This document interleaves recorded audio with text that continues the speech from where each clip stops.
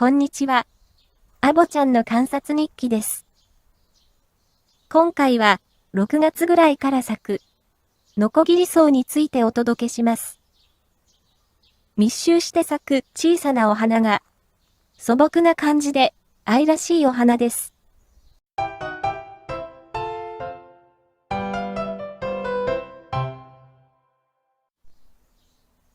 暑さにまだ耐えられる初夏の頃が、花の色が鮮明で、一年で一番綺麗な頃です。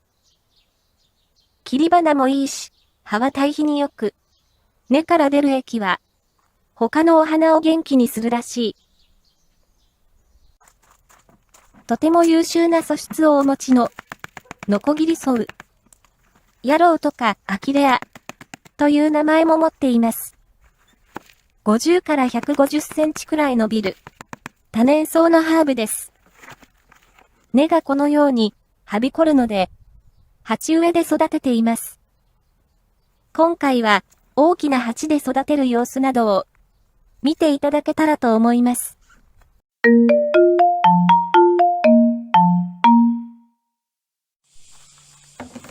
6月に咲いたお花を、切り花で楽しんだ後は、新しく出てきた芽で、挿し芽に挑戦してみることにしました。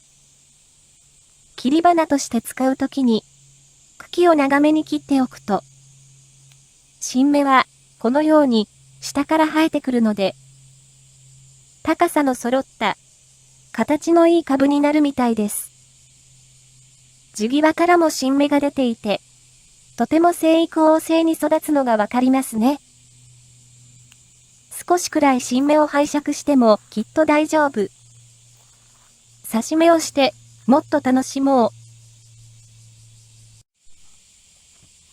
挿し穂に水を吸わせるためのお水を用意します。挿し穂に余分な葉は取り除きます。でも、この挿し穂は小さすぎました。小さな挿し穂の方が根を生やすのに負担がかからないような気がしますが、実際に挿し芽を何度もやってみると、挿し穂が小さすぎるものは根っこの生えも良くない気がします。このくらいの大きさがある挿し穂の方が、挿し芽は成功させやすいです。この時は、この葉が堆肥に入れると、分解が進むことを知りませんでした。こうして取り除いて出た余分な葉も、活用することができます。葉っぱや茎を細かくして、コンポストに加えると、堆肥の分解を助ける効果があるのだそうです。ノコギリソウには消化作用や女性の健康維持の効果もあるそうです。でも食べれるのか心配だったので、試しに葉っぱを1枚食べてみました。食べると舌がしびれて酸っぱいです。不安に食べるより、土や植物に生かした方がいいかもしれない。話を戻しますね。挿し穂を水揚げしている間に、一緒に土にも水を吸わせていきます。排水性の良いポットに土を入れます。土は挿し芽専用の土や種まき用の土に赤玉土小粒などを混ぜたものを使います。こうした新しい土を使うことで、挿し穂が病害に遭いづらくなります。さて、土の準備ができたら、土もお水につけて水揚げをしてくださいね。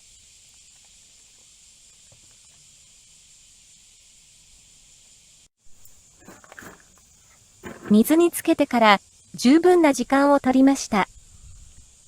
挿し芽は底面給水で行います。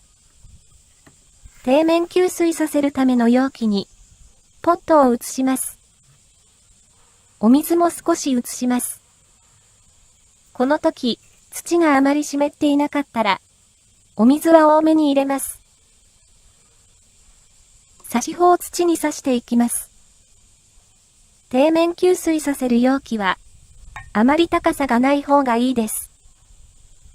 土を入れたポットの排水性も大事だし、差し穂や土に風が当たるようにすることも大事です。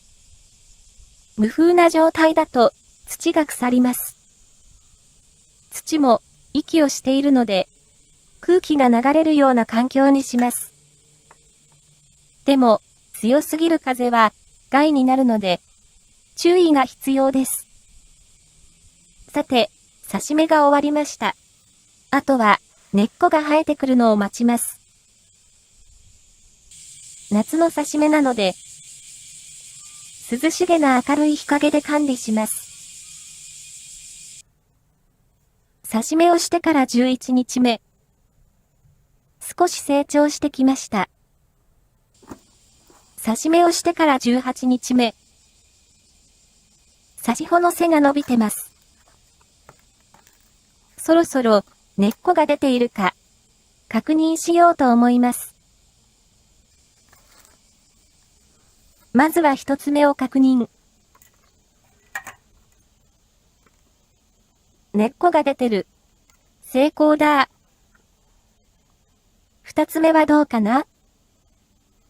これも出てる。成功だ。三つ目はどうかな？葉は生き生きしてるけど、根っこは出てないかな？最後の四つ目。根っこが出てる。これも成功だ。4つのうち3つが挿し目に成功。これだけできたら十分 OK。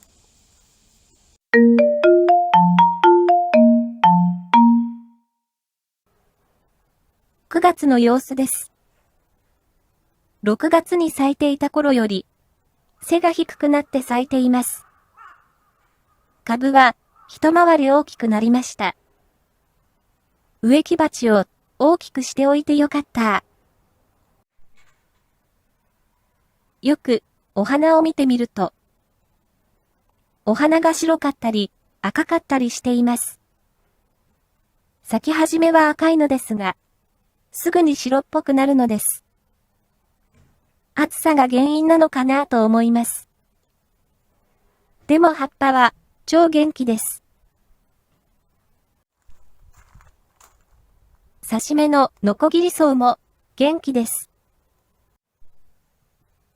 挿し目をしてから3ヶ月になろうとする10月。苗はこのくらいの大きさになりました。根っこもしっかりしています。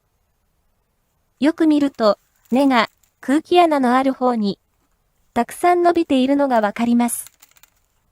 ノコギリソウは排水性が高めの土が好きみたいですね。こっちも根っこがしっかり張ってます。本当に生育旺盛だなぁ。一回り大きな鉢に植え替えました。このままだと上に伸びるだけになりそう。半分くらいに切って脇芽が伸びてくるようにしよう。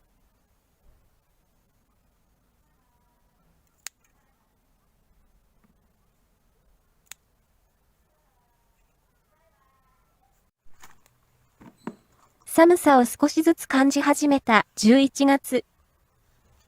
挿し目苗がうなだれてしまった。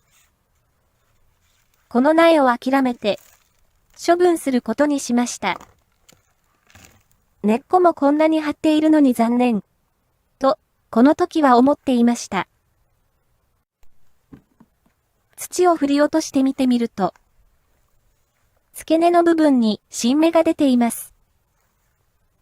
肝心な部分が画面上部で見えにくいです。ごめんなさい。うなだれてるから、枯れてきてると思っていました。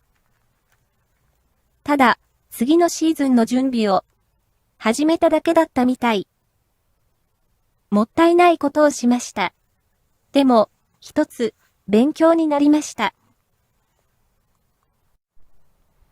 12月の挿し目苗は、上に伸びず横に広がるように育っています。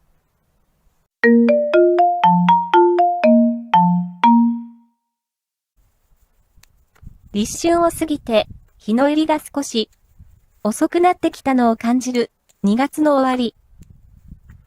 だらしなくうなだれてしまった。のこぎり添う。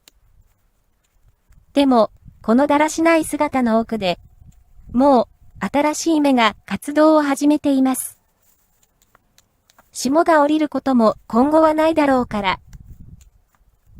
だらしない部分を切って、新芽に日光が当たるようにします。だらしない部分と新芽は、同じ枝にくっついているわけではなく、新芽は地際から生えてくるので、だらしない部分だけを切り戻すことは、割と簡単にできました。この切り戻しの作業の後、新芽たちがまた勢いよく成長し出すので、新芽の成長の邪魔にならないように、この切り戻しの作業は、やっておくといいのではないかと思います。この時期は、まだ寒いですよね。でも、お花たちは成長を始めていて、春の訪れを私たちに伝えてくれます。切り戻すと、これだけ新芽が出ていました。この鉢に植え替えてから、1年も経っていませんが、よく見ると、鉢と土の間に隙間ができています。根が回っているのかな？また、植え替えをしようと思います。このような大きな鉢植えを植え替えるために移動させることが一人だと大変です。手伝ってくれる人がいるとありがたいです。それはさておき、根っこが下までびっしり伸びてますね。鉢底もこんなに根っこでいっぱいです。このまま植え直しても、またすぐに根っこが鉢に回りそうです。株分けをして2つに分けようと思います。アボちゃんのお助けマンが率先して手伝ってくれています。本人が言うには、クリスマスローズの株分けより大変ではないそうです。しかし、私のような非力な人には、かなり力がいる作業だと思います。こういう時は、やはり力をお借りしたいですよね。大好きな園芸を楽しむために、旦那さんのわがままや子供っぽさに、アボちゃんは目をつむります。おかげで、大変な株分けも、一人でするより短時間で終わりました。時間って大切ですよね。うまくおだてたり、恩に着せたりして、これからも手伝ってもらわなくては。感謝の言葉も必ず忘れないようにしよう。見てください。根が鉢全体に回っています。鉢の側面と土が離れていたのは、根が回って膨張していたのですね。土をほぐしつつ、下の半分くらいの根も取ってしまおうと思います。画面右側のお助けマンの素早さに比べ、左側のアボちゃんは、なかなか作業が進みません。それだけ土と根が硬くなっているのです。これを一人でやっていたら、すぐに日が暮れます。やはりこの作業は、手伝ってもらえると助かります。手伝ってもらった分、おだてることにしましょう。おかずを一品増やそうか。すごいすごいと褒めてあげようか。とにかくいい気分にさせておこう。そして、また手伝ってもらおう。そんなこんなで、株分けした片方が、植え付けできる状態になってきました。終わったら、流れ作業のように、もう片方もお願いしますと渡します。旦那さんも園芸を手伝うのが、何よりも私が喜ぶのを知っています。いつも旦那さんペースで時間が流れるので、これで帳尻合わせってことでいいかな？旦那さんペースの時間の中で、アボちゃんの園芸時間が決まります。うまく仲良くして、お花をもっと楽しまなくちゃ。私が片手で持っているこの部分は、適当に枝を土に刺したら、根が生えたものです。せっかくなので、これも使うことにします。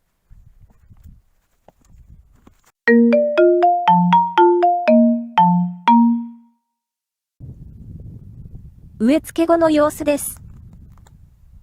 ノコギリソウは排水性が大切なので、ブロックなどの上に鉢を置くと、排水性が上がると思います。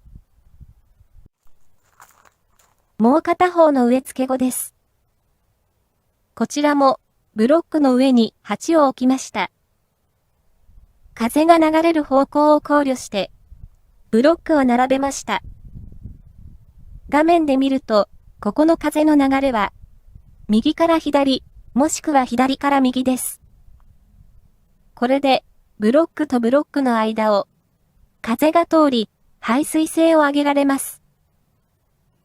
大きな鉢にお花を植えるときは、先にお花の鉢を置きたい場所を決めてから、ブロックなどを置きます。そして、植え付け前に鉢も置きます。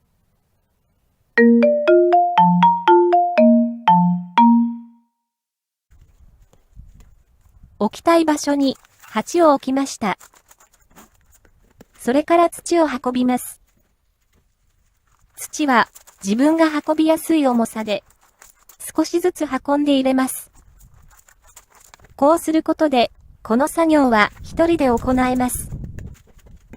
一人でやるメリットは自分のタイミングでマイペースにできることです。土の配合も考えたりと園芸は考えることが多いので、できることは一人でやる方が、私の性格的には合っています。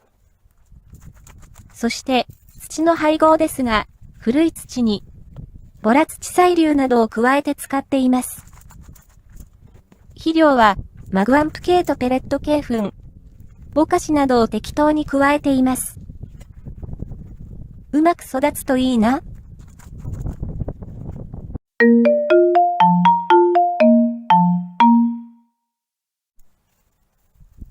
刺し目苗も切り戻しと植え替えをしていきます。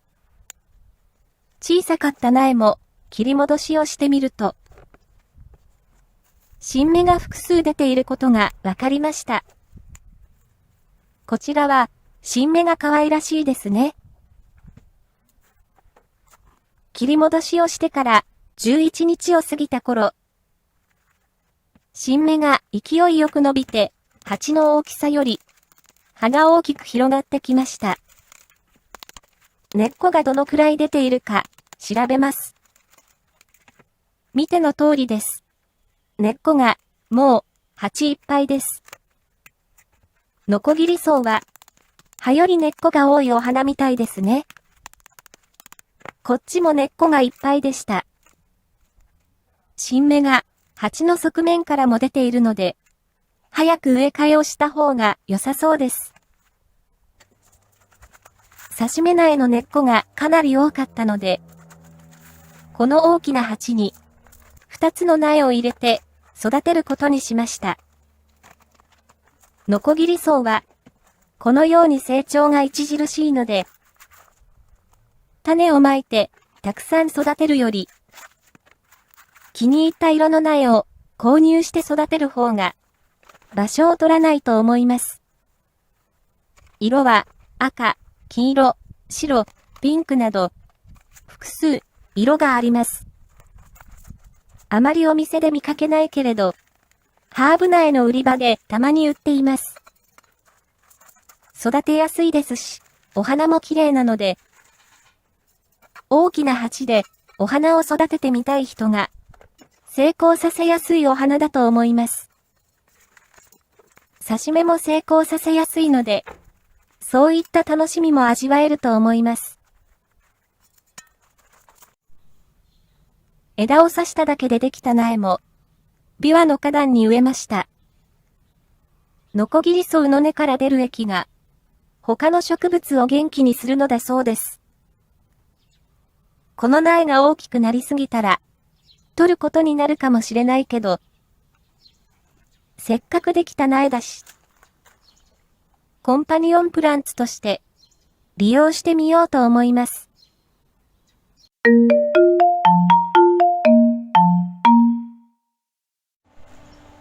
植え替えしてから約1ヶ月後の4月、庭の東側に置いた株分けした片方がこんなに大きくなりました。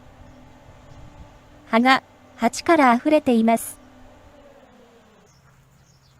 庭の西側のノコギリソウもこんなに大きくなりました。こちらが株分けしたもう片方です。